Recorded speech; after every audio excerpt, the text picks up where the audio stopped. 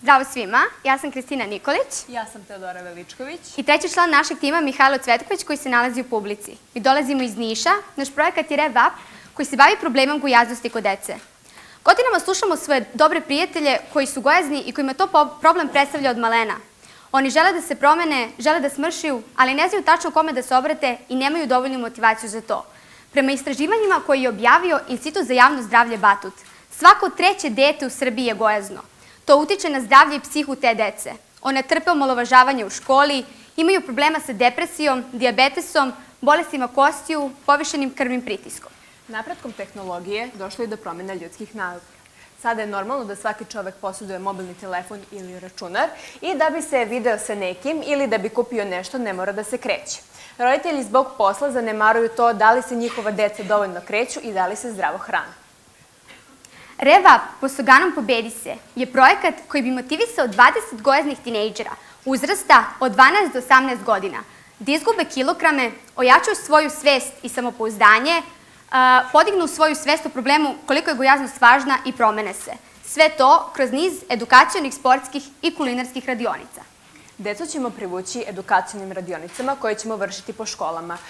Polaznici će se prvo sastati sa nutricionistima i psiholozima gde će odrediti rad. Zatim će se sastati sa sportskim trenerima gde će odrediti plan vežbi i na kraju će se sastati sa kuvarima sa kojima će zajedno spremati zdrave i ukusne obroke. Deca će se na edukacionim radionicama učiti povezanost zdrave ishrane i fizičke aktivnosti.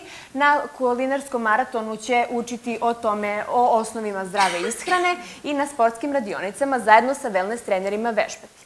Što se tiče grupnih aktivnosti, mi u planu imamo da održimo oko 10-ak i to će biti hiking, grupne šetnja, plivanje, trčanje.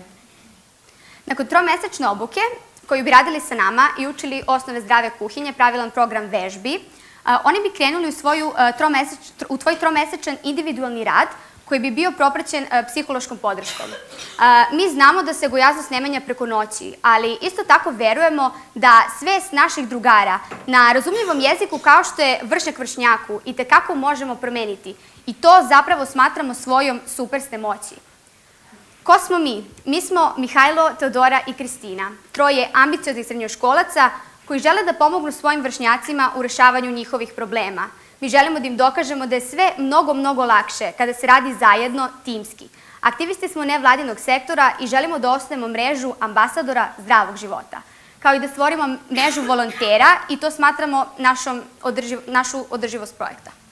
Što se tiče budžeta, najviše ćemo potrošiti na marketing, to jest za reklamiranje našeg projekta, zatim nešto manje na honorare, odnosno za naše predavače, sportske trenere, nešto manje na potrošni materijal, to će ići sve ono što radimo na edukacijnim radionicama, zatim kuhinski maraton i hrana i na kraju najmanji procenat za administraciju. Partneri na ovom projektu za sada jesu Udruženje građana Optimum, koje će raditi psihološku podršku, zatim Savet učenika srednjih škola, čiji će volonteri biti tehnička i logistička podrška na projektu, kao i Pekara Branković, sa kojom planiramo da izdamo seriju nekih zdravih proizvoda zajedno sa polaznicima, kao što su recimo salate. I to da se bude sve pravilo, kačilo bi se na YouTube kanal.